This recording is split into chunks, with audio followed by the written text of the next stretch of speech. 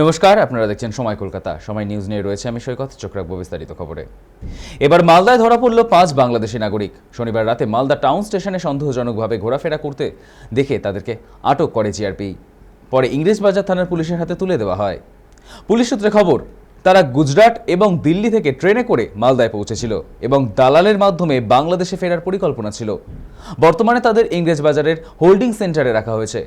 মালদার police super অনুপম সিং জানিয়েছেন, এর আগে ধরা পড়া 9 বাংলাদেশি আত্মীয় এরা। সবুজ সংকেত এলেই বিএসএফ এর মাধ্যমে পুশব্যাক করা হবে।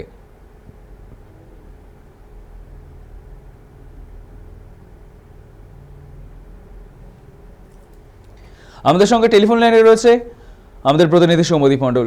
সৌম্যদীপ, এবার মালদায় বাংলাদেশি আটক, ঠিক কি জানা যাচ্ছে?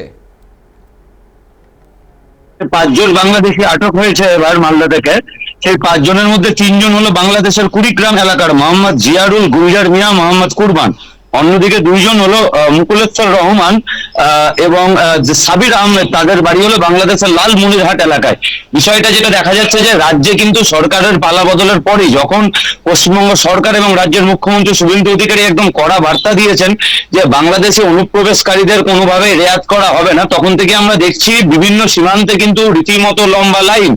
যারা অবৈধভাবে অনুপ্রবেশ করেছিল, কর্মসূত্রে এখানে থাকতো বিভিন্ন কাজের জন্য, আবার অনেকে বিভিন্ন পরবর্তীতে দেখা গেছে তারা নাশকতামূলক কাজকর্মতেও জড়িয়ে পড়েছে, তো তারা এবার বাংলাদেশে ফেরত যাচ্ছে। সেই জায়গা থেকে যে এই 5 জন ধরা পড়েছে, যেটা জানা গেছে যে এর আগে মালদায় যে 9 জন গ্রেপ্তার হলো তাদেরই আত্মীয় হলো এই 5 জন। এরাও দালাল মারফত ফিরে যাওয়ার ছক কষছিল বাংলাদেশে, যখন তারা বুঝতে পারে যে এখানে আর থাকাটা সুরক্ষিত হবে না, এবং তারপরে এদেরকে হোল্ডিং সেন্টারে রাখা হয়েছে। এবং যেটা জানা যাচ্ছে যে বৈঠকের পর সবুজ সংকেত এলে এদের পুশব্যাক করে দেওয়া হবে।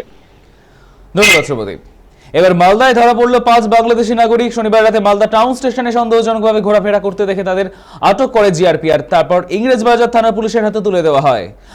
এর আগে ট্রেনে করে যে ইংরেজবাজারে যে বাংলাদেশি ধরা পড়েছিল 9 বাংলাদেশির আত্মীয় এরা। সবুজ সংকেত এলেই বিএসএফ এর মাধ্যমে পুশব্যাক করা হবে তাদের।